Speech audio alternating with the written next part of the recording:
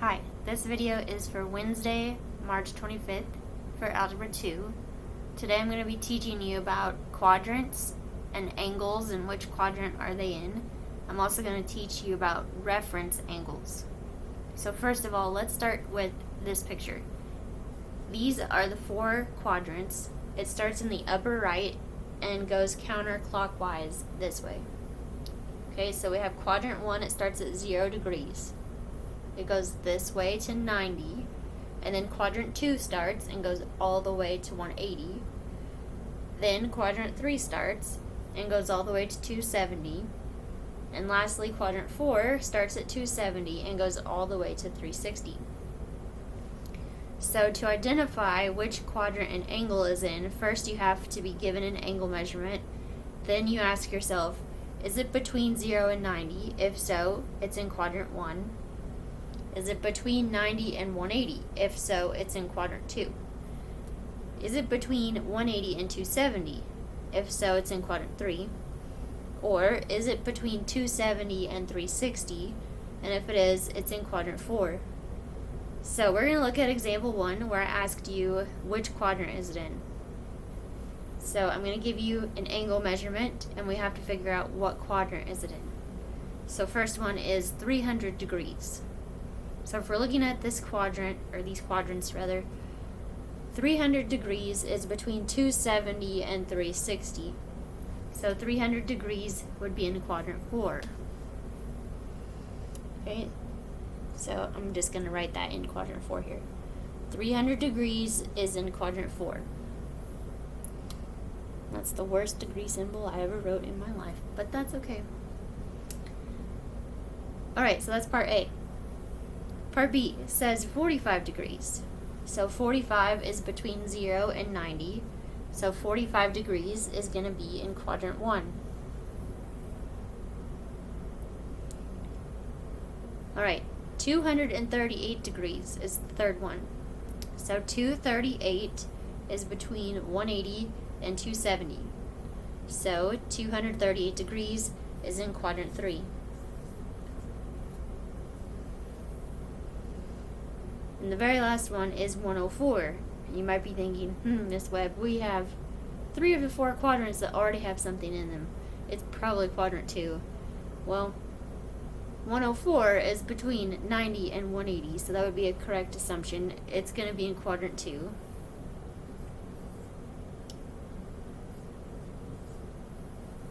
Okay, so on the first part of your homework, you're going to be asked which quadrant is the angle in, and you just choose 1, 2, 3, or 4.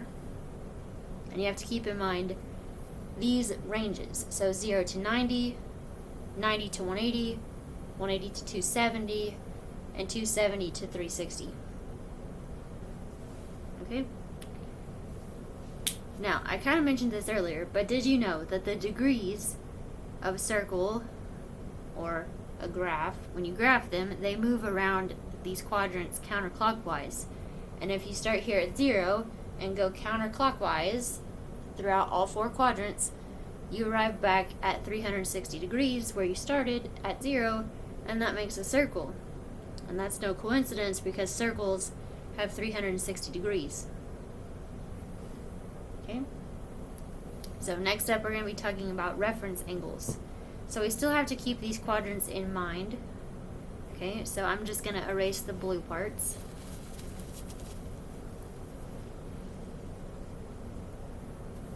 Now, I gave you the definition of what a reference angle is on your notes for today, but I'm going to read it to you anyway. So the reference angle is the positive acute angle that can represent an angle of any measure. So the reference angle is always the smallest angle that you can make from the terminal side of an angle. That means where the angle ends, with the x-axis. A reference angle always uses the x-axis as its frame of reference. So how do you find a reference angle? Well, that all depends on what angle were you given and where does that lie. So if your angle is in quadrant 1, it is its own reference angle. I'm going to draw you a picture. So reference angles are the distance between your angle itself and the x-axis. So since this angle right here is the angle in question. Let's give it a number. Let's say it's 62 degrees. Now, the distance between this angle and the x-axis, you would come back this way and it would be 62 itself. So that's why on your notes it says if it's in quadrant 1, it is its own reference angle.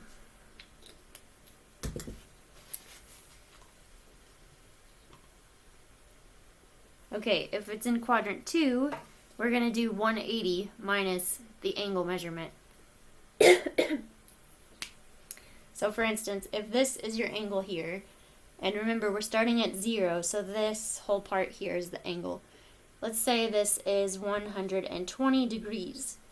If we wanted to find the distance or difference between the x-axis and the end point of this angle, the end side of this angle, we would do 180 minus 120 to figure out that this angle is 60. So that's why it says if your angle is in quadrant 2, do 180 minus theta, which is the angle that you were given. So to figure out that, I did 180 minus 120 to get 60.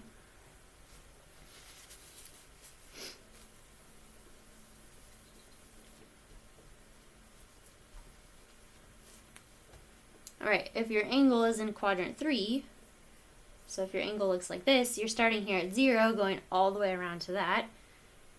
So if that were your angle, its reference angle would be this little part right here. So to figure out what is this angle measurement, you would take your angle minus 180. Okay, so if it's in quadrant 3, you take your angle minus 180. And lastly, if it is in quadrant 4, so let's erase this and I'll draw you one that's in quadrant 4.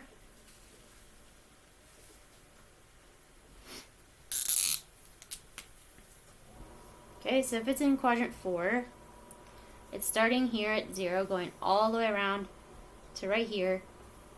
I need to know, what is this little part? That would be your reference angle, this little part that I just shaded. And to get that, we would do 360 minus our angle. So if it's in quadrant 4, you take 360 minus your angle. And I put all that information into a table on your notes, so you can always look back at it. We are now going to try to find reference angles. Okay, so if you look at example 2, that's what we're going to do next.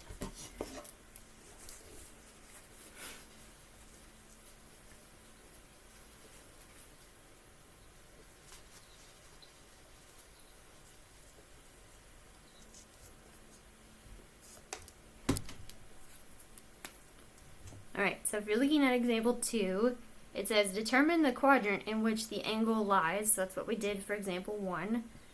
And then it says, then find its reference angle. So we're going to see if we can tackle that. Okay. So here we go. Alright, first one is 120 degrees. So, you'd be thinking about 120 degrees and what quadrant you think that would be in.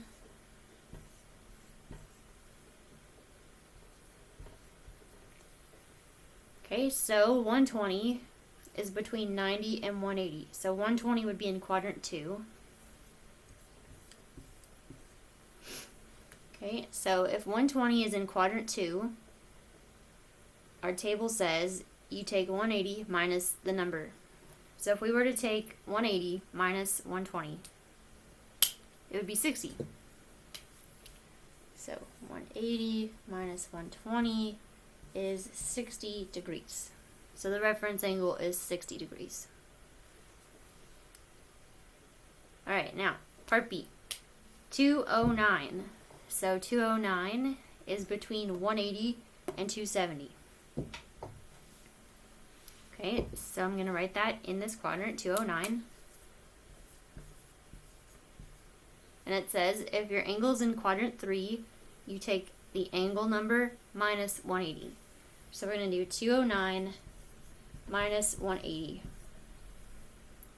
And 209 minus 180 is 29.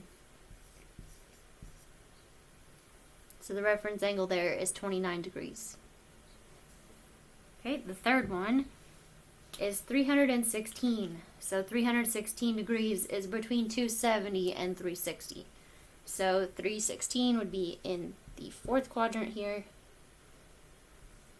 And it says if it's in the fourth quadrant, we take 360 minus the number.